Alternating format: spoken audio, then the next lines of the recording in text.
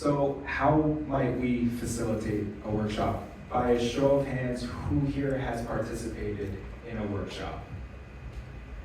Please don't kill me in the Q&A. Thank you.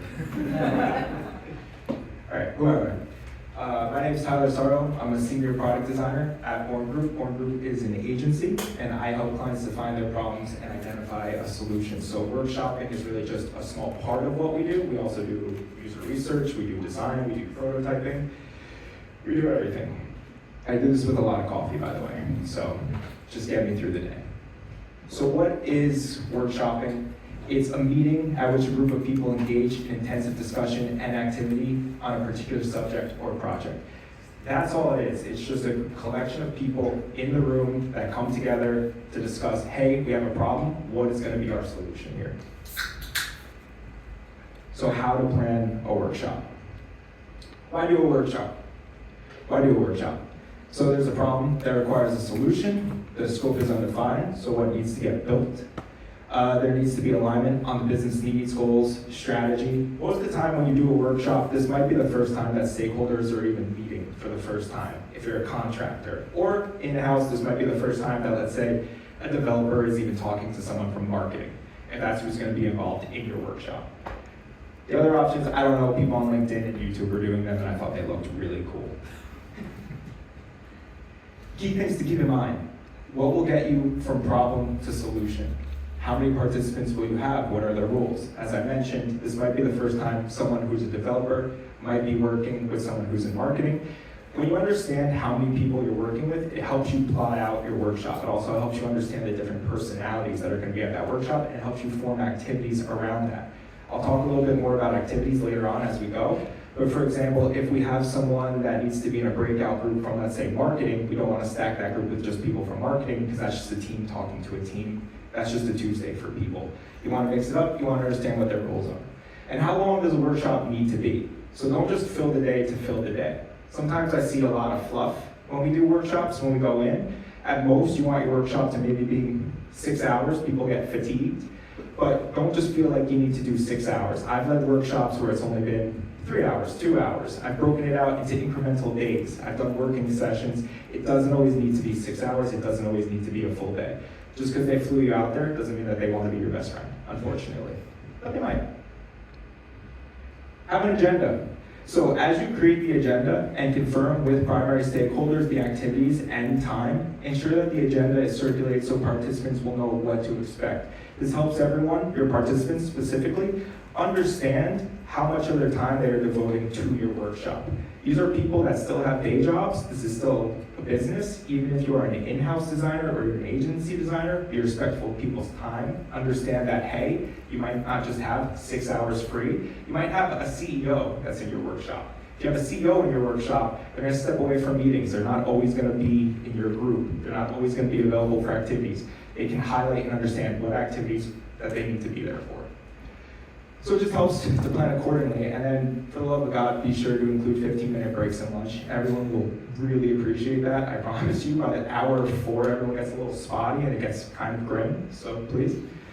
This is just an example of what an agenda will achieve. So you can do it minute by minute. My hand might be blocking things. You can do it minute by minute, or even on a granular level, or even on a high level. You do your intro and goals, personas, requirements gathering, ideation, design studio. These are all just examples, by the way, of activities.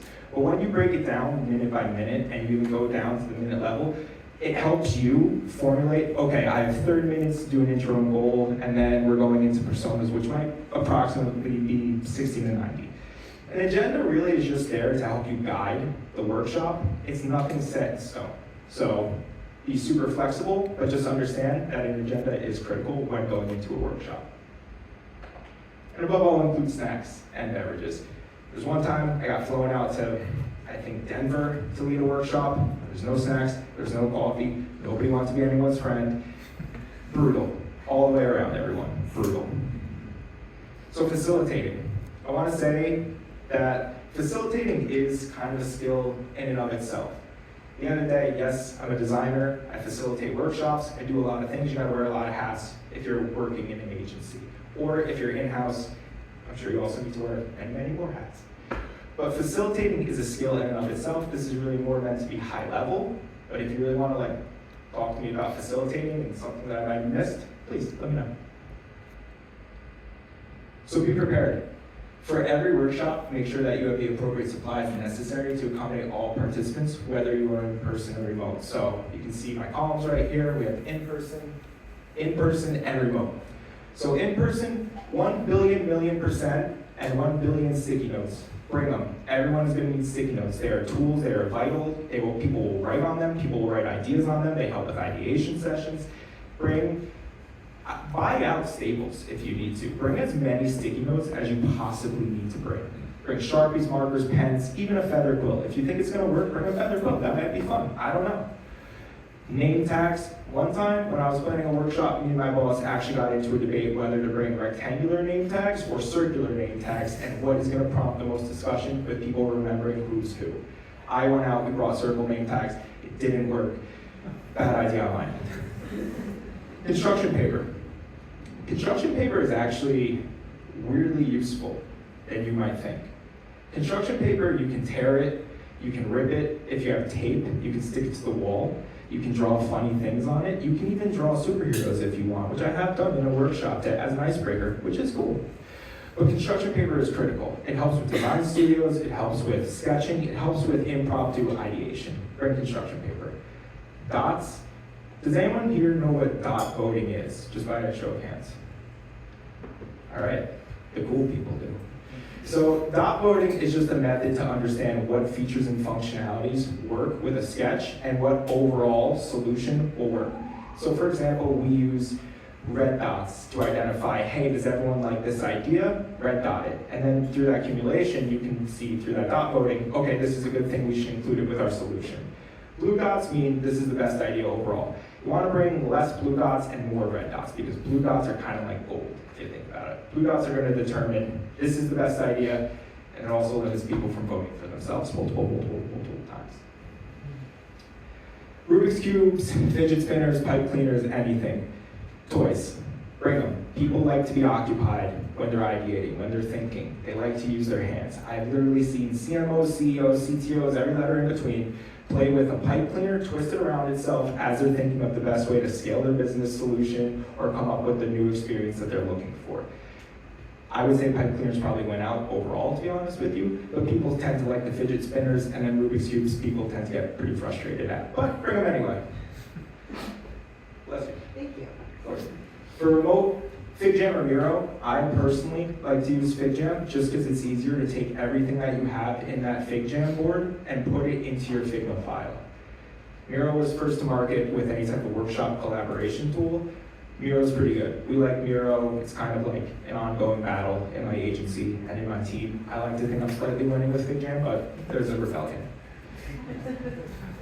Environment prepared before workshop. When I say environment, I literally mean your FigJam or Miro board.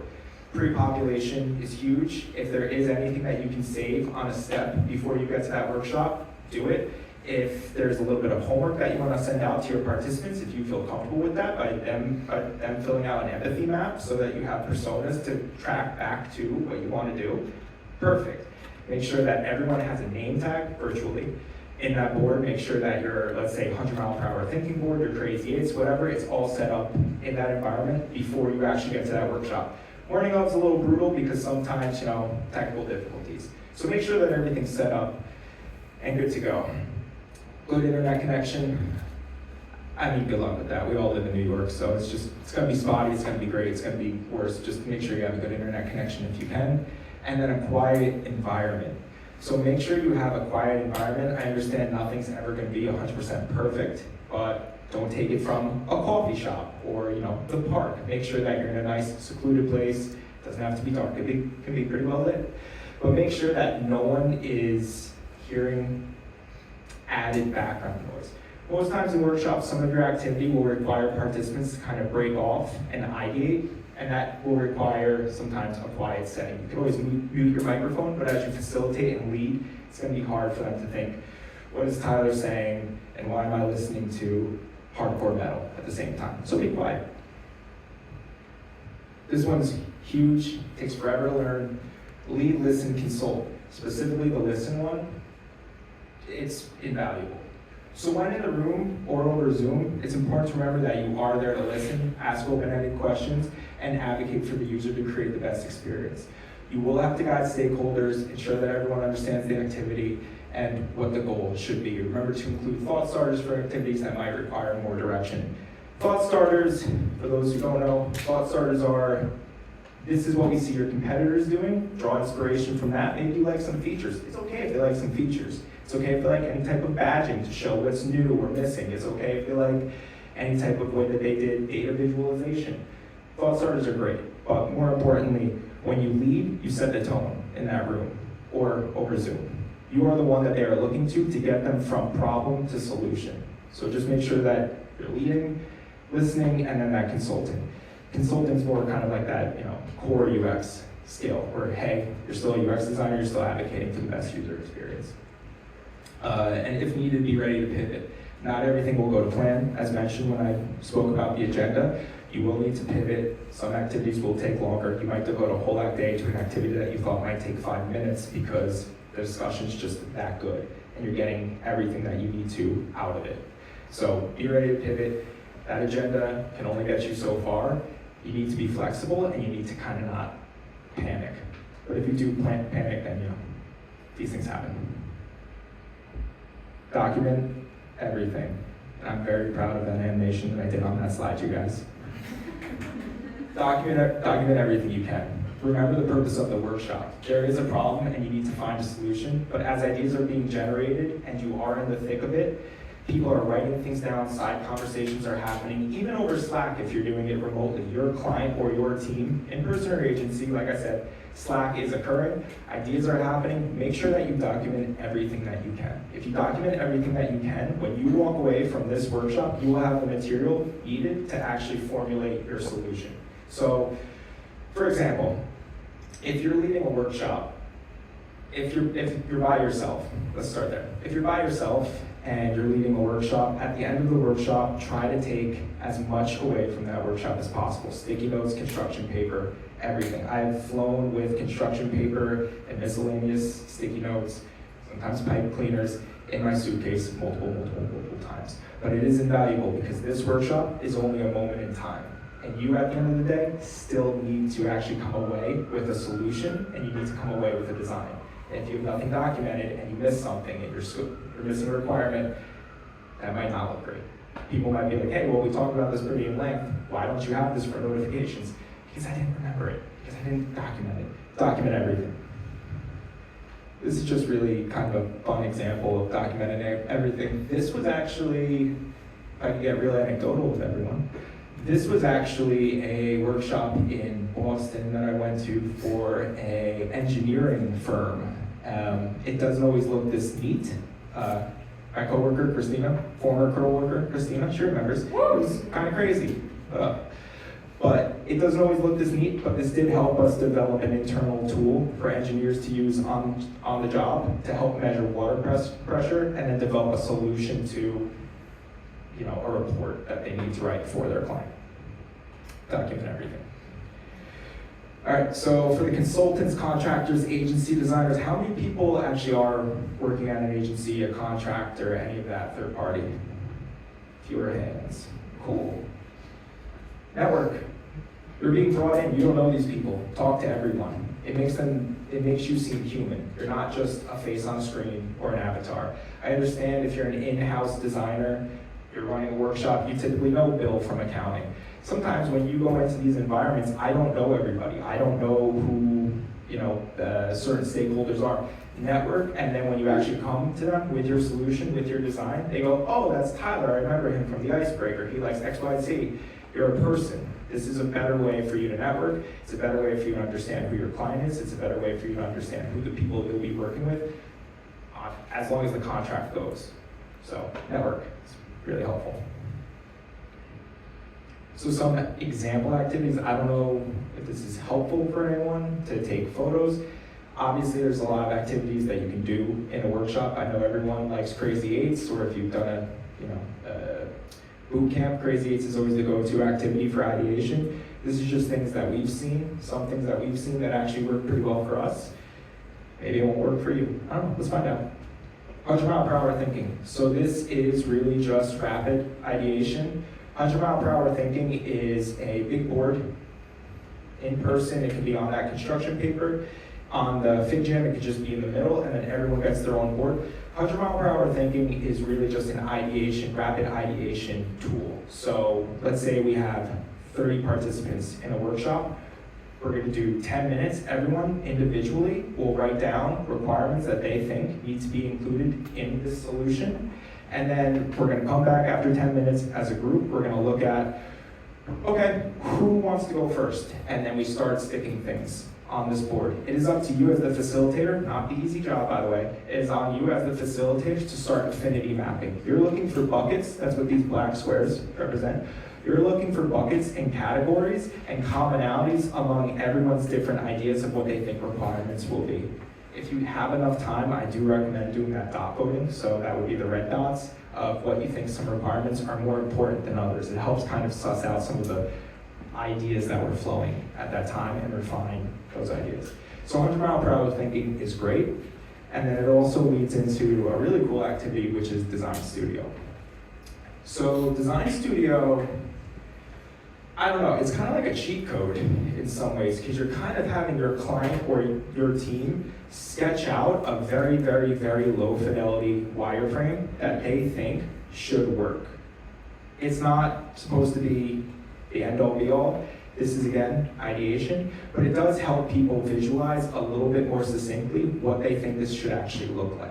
So when you're doing Design Studio, you give them, hey, do you want to do desktop or mobile? Do you want to sketch out a feature or a page that we were talking about? If it's a website, do you want to sketch out the product listing page? If it's a dashboard, do you want to sketch out a certain feature of the homepage dashboard? Design Studio is really great. Not everyone is going to be, great at sketching. Usually in groups, we'll elect one person to sketch, someone who you trust. If you're running it with a team, let's say you're leading and then you have 3 people on your team that are also at the workshop, you can give them to 3 groups or however many groups you have. The Design Studio is great because then you can take a lot of this and maybe, hopefully, God willing, translate it into a wireframe that you think makes sense based off the requirements that you are actually gathering at the same time. Design Studio is great. It's a fun activity too. People get to sketch. Empathy mapping. Sometimes when you go into these, the user isn't that defined, or you don't understand who you're actually building this thing for. This is really just a way of understanding goals, tasks, desired products, in this case type of organization, pain points. Pain points are pretty huge. But empathy mapping is helpful, and it is one of the activities that we do use if, let's say, a client, for our case, a client comes to us and they don't understand who their user is, they don't have a proto-persona, they don't really even know who this is supposed to be for. This helps us identify it, and then if we were working from there, kind of match who we think that user is to some of the solutions that we're coming up with. Empathy mapping is pretty fun. In this case, this was for a biotech firm that we were leading a workshop on. Journey mapping. Okay, let me say this. Journey mapping is really useful in the room. You can do a variety of ways of journey mapping. You can take what they already have. Let's say your client comes to you and they already have a journey map established. You can take it, you can align on it, you can tear it apart, you can rip it apart. You can develop a new journey map in the room if you're just starting from scratch. If you don't even want to do a journey map, you can do a process flow or you can do a user flow. There's a lot of different ways to map out the experience and the overall user's journey through this product, through this solution, whatever it may be. But there needs to be some sort of foundation, and it can get, I'll say this as a disclaimer, journey mapping can get a little crazy. Because at the end of the day, let's say you're going into a product team and you're coming up with a new journey map, new user flow, there's someone that might be a stakeholder who is very close to the product team that you're trying to maybe tear apart that flow or refine it. And I've had that. It's, people get defensive. People go, well, why are you actually trying to do this? When we do this, there's a reason behind everything, and you're there to ask open-ended questions, to lead, listen, and consult. So you're trying to understand, how are we doing this? The journey map. So there's a lot of different ways to do the journey map. It can get a little complex. It requires strong facilitation, strong guidance, because there's a lot of different rabbit holes that come out of journey mapping activities where, let's say, one person wants to go, hey, we do it X, Y, Z, and then another person will shoot back with, well, we do it X, Y, Z because blah, blah, blah, blah, blah. And the next thing you know, you're talking about like a small notification icon that isn't even part of your whole solution. So it can get a little out of hand. I think we have time for questions. Okay, does anyone want to ask questions? I don't know how we do that. What's up? That might sound really stupid, but are there any situations in which you wouldn't do a workshop? Yes. Can you give a few use cases where, for instance, you might hear someone, oh, we should do a workshop, and you say, like, you know what, that doesn't make sense, it's a waste of time. Yeah, I mean, workshops aren't the precursor to every design solution, right? They're not the thing that you need to do. Sometimes you don't need to do a workshop. If you don't need to do a workshop, the criteria typically looks like, hey, we need to do, let's say, one small lift on this website, and I don't think we need a solution. Typically a product manager will have the requirements already set, or a business analyst, and you already have an understanding what the solution should be. There's also things that occur with timeline, budget, X, Y, Z. Workshops really are just a great tool if you're tackling a larger issue. There's a roadblock. No one understands. You need to get people in the room to align on the solution to a problem. That's when workshops are critical. But I would say it's up to kind of almost, as designers, our discretion if we have a say in that conversation, if a workshop's necessary, or if we can just handle this, let's say, internally with like hour-long working session. So you don't always need to do super crazy workshops. I'm not saying that they're critical. Yeah. Does anyone else have any other questions? Or did I just really knock this out of the park? What's up? How can you prompt more audience interaction rather than just you stand on stage talking and then listening in silence? So typically with workshops, you're not really standing on stage. You're in the room. You are leading. I would say first and foremost, best thing to get through it is icebreakers. Loosens everyone up. We all remember 2 truths and a lie. That's just a fun one to go to. So icebreakers will help that room get a little bit softer. And again, sometimes everyone does know everyone in that room, but it's up to you when you are facilitating that workshop. Ask open-ended questions. Hey, I haven't heard from this stakeholder in a while. Let's try to get them more involved in the conversation. You're not going to understand everything when you're in that workshop. It's going to turn into a knife fight sometimes. You have to be willing to fall on your sword and look like an idiot in front of a lot of people to go, hey, I don't understand, maybe go a little bit more on that, and that usually prompts a discussion. Something that I actually learned, and I wish you were here because he would be smiling really big right now, from my boss, is he's not afraid to get into a workshop and ask the dumbest questions I've ever heard in my life. And I mean that. When I first started doing workshops, I thought, why is Gary asking this question? We all should know this. But he's asking it because it's going to prompt a discussion. Because your job is, hey, maybe I don't know. Maybe someone can tell me. Maybe, hey, you can tell me, and then we get going. It's tricky, right, to facilitate that conversation, to lead that conversation. You need to be kind of a talkative person. You have to kind of keep it all going and make sure that everyone's, energy is up. You're kind of coaching everyone in a lot of ways. You're kind of just going, all right, let's go. What are some ideas for this? And then you're gauging the room to go, hey, is this adequate? Did we reach our goal? Is the requirement of this activity that we came up with, did that make sense? Did that help with thumbs up, stick? Anyone else? Yeah. I'd like to plus on this. Okay. A lot of times, like you may go into a situation where you know that the stakeholders are going to argue about It's the super notification email or thingy bob. So as part of an icebreaker, what we've done, I like to get everybody focused on the goal first, right? And because if you ask the problem and then you try to figure out how to get to the solution, they're going to argue about how to get there. But if you focus on what's the solution, it's really a positive way to set the tone. Yep. And so we've done like an icebreaker where everybody has a piece of paper and they have to like, what would the press release look like, right? Yeah. Like you're on industry news and here's the cover and it says like, my company has figured out, solved world problems or Yeah. whatever, and everybody's like super excited about how funny that is or how cool that is. Exactly, yeah. And another great, if you're doing this remotely, another thing I'd like to plus into that. Yes. Another thing that we've done is in the mural board, sometimes people don't even have Fig Jam or mural, this is the first time. Just have them draw a silly photo and then be like, oh, this is a fun squid that you drew. Who drew this? But yours is more structured, mine's just having people paint. But I do like that. I've also done ones where it's like, Christ, what's the name of it? Ninja Cowboy Astronaut? It's kind of like a more, physical rock, paper, scissors, where if someone pulls like ninja on you and you pull cowboy, cowboy wins. I don't know if those are the rules. Someone look it up or ChatGPT, please. Any other questions? Do you have any tips on how to keep this kind of creative, messy process while you facilitate workshop remotely? Because everyone's sitting at the computer, staring at the screen, and using fake jump squares and so on. It's not the same as actually sketching on paper. Yeah, so I'll say this. You do not have as much control as you think when it is remote. That's kind of the hit you take when you do a remote workshop, right? When you do actually have everyone's attention, what's going to make sure that the creative process is still held is your activity, is your agenda. And when you're doing your breakout groups, you set a time limit. So when we do a design studio or sketching, your time limit is really going for, I don't know, like 30, 40 minutes. Because you're sketching, you're trying to get ideas out. It's maybe not as rapid as 100-mile-per-hour thinking. So with that time limit, people really kind of focus in a little bit more. And if you're doing it remotely, chances are you're using your Fig Jam where they can see the clock tick down.